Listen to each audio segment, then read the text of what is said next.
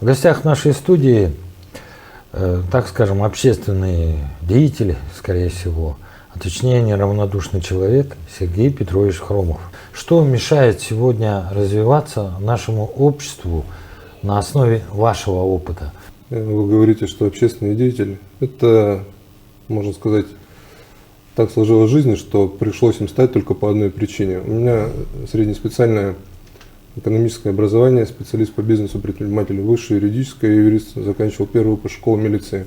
Но в силу того, что я более 10 лет назад попал, ехав на работу в такие туманы, как сейчас в Якутске, страшные морозы, я сидел на переднем сиденье, я попал в дорожно-транспортное происшествие в такси, лобовое столкновение, и после этого у меня частичная потеря зрения.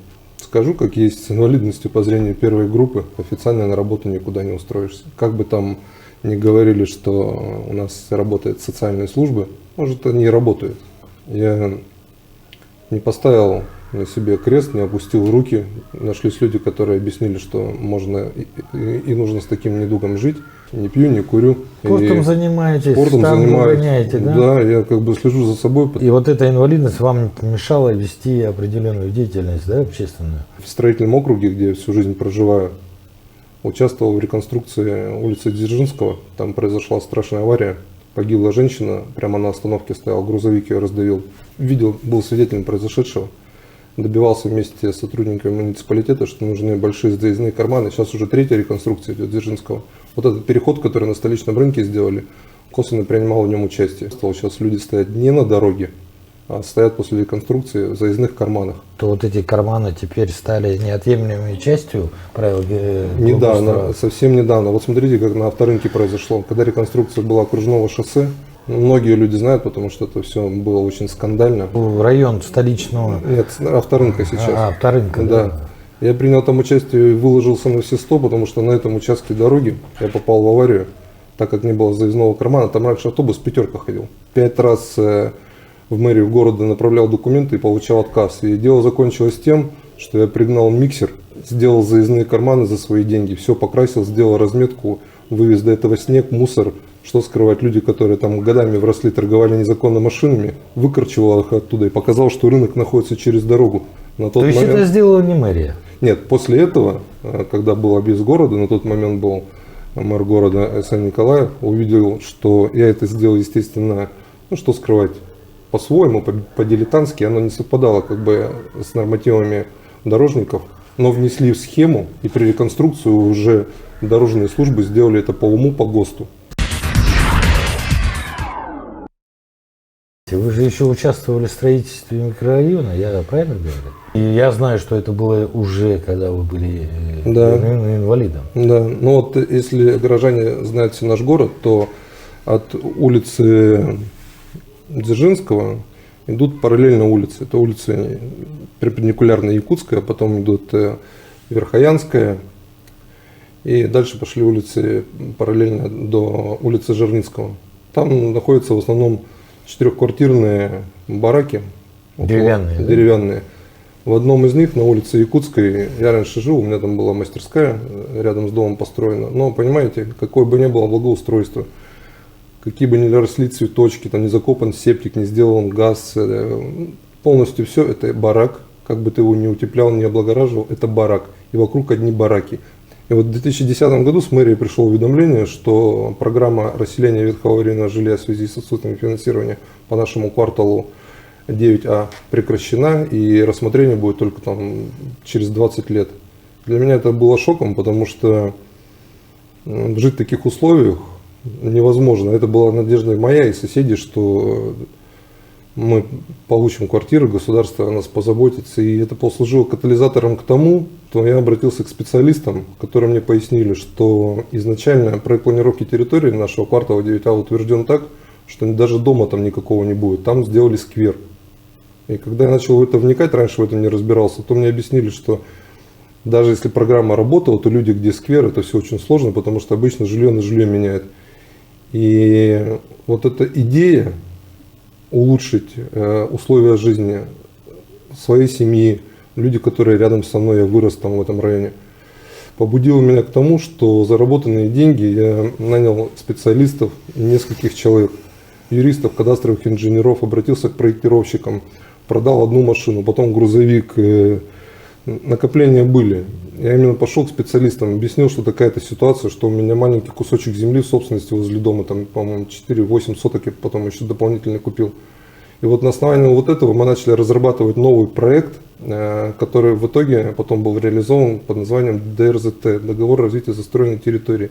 Для того, чтобы узнать грунты на территории земельного участка, не должно быть ничего, он должен быть чистый, желательно отсыпанный, для того, чтобы техника буровая, которая приезжала... А почему вы этим занимались? Руководители, у нас есть целый аппарат государственный, который заниматься должен именно проектными. И вот вы делали проект с собственными усилиями, находили деньги людей. Вопрос один. И чем это закончилось? Закончилось тем, я с этим проектом вот так вот ходил, привязанным к руке.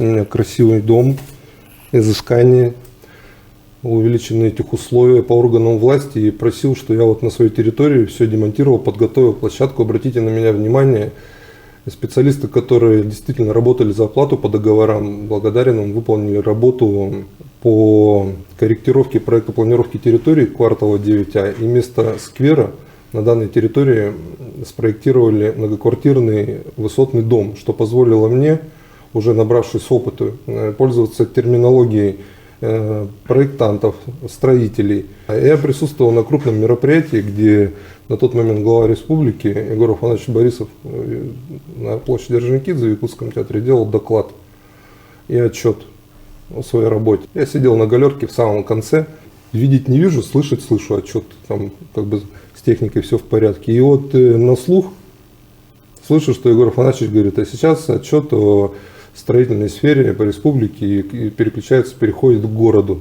И говорит, что вот у нас вот в городе такие-то темпы, и если есть у кого-то какие-то дополнения, то готов выслушать.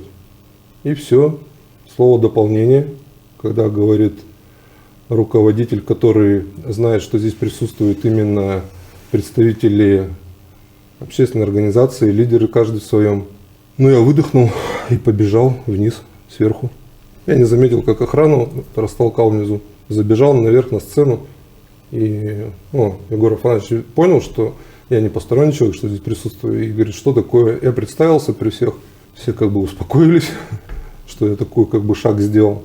Я говорю, понимаете, вы тут доклад делаете, а на самом деле у меня дополнение, вот бюрократия и произвол чиновничий, что скрывать. Не могу добиться того, что есть все документы, и не обращают внимания в следующем, что отписки, архитектура, агентство земельных отношений находят причины для того, чтобы документы не пускать в работу, не делать разрешение на строительство. Там просто реальные отписки были, а делать все это самостоятельно. Дело закончилось тем, что Егор Афанасьевич взял микрофон и говорит, 20 минут перерыв. Все, меня охрана под руки взяла. Я думал, ну все, до свидания. Выступил. На удивление отвела меня прямо в машину главы республики. Через минут 5 мы по прямой домчались экскортом ко мне на Якутскую 11, когда приехали, руководство округа уже открывало калитку у меня дома, сотрудники сопровождения, охраны, все зашли и посмотрели, что у меня подготовленная площадка, отсыпанная горным песком, там десятки машин, все чисто. И везде стоят трубы, завернутые пластиковыми бутылками, замотанное изыскание уже проведено. То есть у меня эскиз в руках. А в чем, говорит, сложность?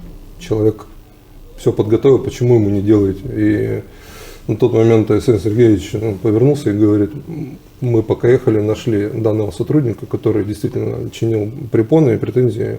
Данный сотрудник уже уволен, Сергей затруднен на прием. И когда я к Александру Сергеевичу попал утром на прием, документы были подписаны, но он мне сказал следующее. Это действительно ты сделал поступок, но если ты сделал это для себя, для своей семьи, и я это лично своими глазами видел, значит ты сделаешь это и для людей, которые живут рядом. Это было его ко мне пожелание, его напутствие, и я это воспринял как действие к исполнению. Ко мне за ближайшие 2 суток приехало значительное количество застройщиков, которые предложили сотрудничество, выкуп и все остальное. Одна из строительных компаний, руководитель, предложил мне взаимные условия, что если зайдут на договор ДРЗТ и другие люди будут расселены, то я должен уступить, так как все это у меня в собственности было оформлено, произвели оценку. Люди, которые разбираются, поймут. У меня был согласованный проект, посадка, проект планировки территории согласован, посадка дома, то есть... Понятно. То есть вы сделали ту работу, которую должны делают институты и люди, которые за это большие деньги получают. В силу таких обстоятельств характер поменялся, потому что когда ходишь по министрам на приемы, готовишься, документы, которые прочитать не могу, я просто их приношу, готовят совершенно люди, которые мне помогают. И смотрю на этот чиновничный произвол, откладывается отпечаток на характер и на восприятие всего остального, потому что плюс к тому, что думают, что этот плоховидящий с ума сошел, еще какими-то проектами какие-то полезные вещи делает, это у людей многих не укладывается, потому что если человек на инвалидности, зачастую должен там дома сидеть, водку пить, телевизор смотреть и почтальона с пенсии ждать. А на данный момент сейчас уже построено там 6 14-этажных домов, рядом находится. Ну, примерно объясните, где напротив это? Столичного рынка. Это Якутская улица? Да, но вот сейчас на этом месте, Якутская 11, где я раньше жил, именно по этому адресу стоит, по-моему, один из самых крупных домов в нашем городе. То есть строительная компания, почему она выполнила договор ДРЗТ, все люди, которые жили в этих бараках, большинство, переселили одномоментно, так же, как и я, переехал в новые квартиры, расселив все эти бараки, освободилась не только территория там, где я раньше жил, а еще 20 таких территорий. То есть застройщик зашел на полностью квартальную застройку. Вот это был самый громадный опыт, который дал мне силы, дал мне уверенность в том, что даже если ты не здоров, то болезнь, она отходит на второй план. Ты просто вот так вот с ней договариваешься, давай мы с тобой живем вместе, и все. Ну, итог нашего разговора и вывод, он неутешительный. Если вы решили достичь своей цели или сделать что-то либо для людей, не готовьтесь к тому, что вас все будут поздравлять и так далее. Готовьтесь к тому, что вам придется пройти очень жесткий и тяжелый путь. Но тем не менее это делать надо, и поэтому надо к этому готовиться.